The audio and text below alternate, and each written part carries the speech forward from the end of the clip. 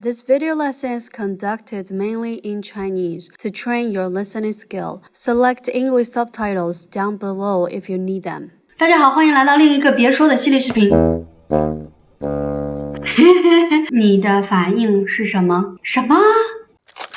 很多刚开始学中文的朋友都会用什么来请求别人重复说过的话。这个很正常，什么没有错。如果我没有听懂，我也会说什么请求别人再说一次。但是一定要注意你的语气。如果你说什么，别人会以为你生气了。什么？如果你说什么，别人会以为你看不起他。比如，甜的好喝呀！什么你不懂？什么你不懂？所以一定要小心你的语气 ，OK 呀？那除了什么以外，还有很多别的方式，可能你的教科书都没有教你。那今天我来教你怎么用别的方式，不用什么来请求别人重复他们说过的话。我们先聊聊怎么正式的说。一般我们会先说不好意思或者抱歉。不好意思更常用。然后我刚没听清楚，我没明白，我没听懂。这样我们就可以说不好意思，我刚没听清楚，您能再说一遍吗？或者说请再说一遍好吗？你也可以说不好意思，我没听懂，能麻烦您重复一遍吗？不好意思，我没听懂，能麻烦您重复一遍吗？重复就是再说一遍，重复一遍，再说一遍。也有可能你没听明白，是因为对方说得太快了，那你可以说能麻烦您说慢点吗？或者有时候一句话你听懂了大部分，但是有一些词没有听懂，你可以问不好意思，请问您说的是什么意思比如说我说不用担心，船到桥头自然直。你听了很不明白，船桥头什么意思？你就可以问我请问您说的船到桥头自然直是什么意思？下一个你还可以说不好意思，你刚刚说，然后停着看着对方，等对方回复。对方看你说你刚刚说，就知道你大概刚刚没有听懂，没有听明白，他就会再重复一遍。如果是年纪比你大的人，那用您比较好。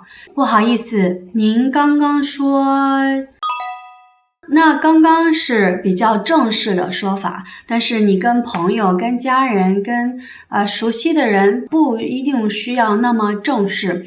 现在我们来看一看不正式的问法，这里有几个你可以用的短语，但是还是要注意你的语气。你说什么？你说什么？不同的语气意思很不一样。如果你问朋友你说什么，朋友会重复他刚刚说的话。但是如果你问一个陌生人你说什么，别人会误会，以为你被冒犯了，所以一定要用正确的语气，而不是你说什么？你说什么？再说一遍。或者你也可以说你刚才说什么？你刚刚说什么？您刚才说什么？还有一个很简单的说法，啥是北方方言里的什么。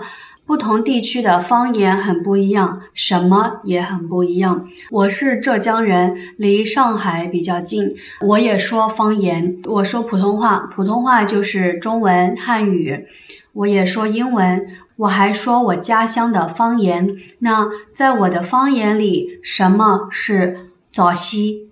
那这个我的方言里的什么一点都不普遍，但是啥是很常用的。你说啥？你说什么？那是啥？那是什么？电话。啥？电话。除了啥，还可以说就是告诉对方我没听懂，你再说一遍。或者你就直接说再说一遍。再说一遍。再说一遍。最后，也许你已经问了，你已经试了，试了什么？试了啥？试了你说什么？问了很多遍，对方也重复了好几次，但没有听懂。你可以说，还是没明白，还是没明白，还是不明白呀。重要的是说3遍。最后提醒大家，一定要确定你选的词是合适的，你的语气也是合适的。学语言的时候，一定要学它的文化，不能直接用你的母语翻译过去使用。好，希望对大家有帮助，我们下期见，拜拜。我在录音。你有声音，我不能录。我录了一半，你能给我2分钟吗？我就很快就好了。放那边嘛。我就剩最后2、3句话了。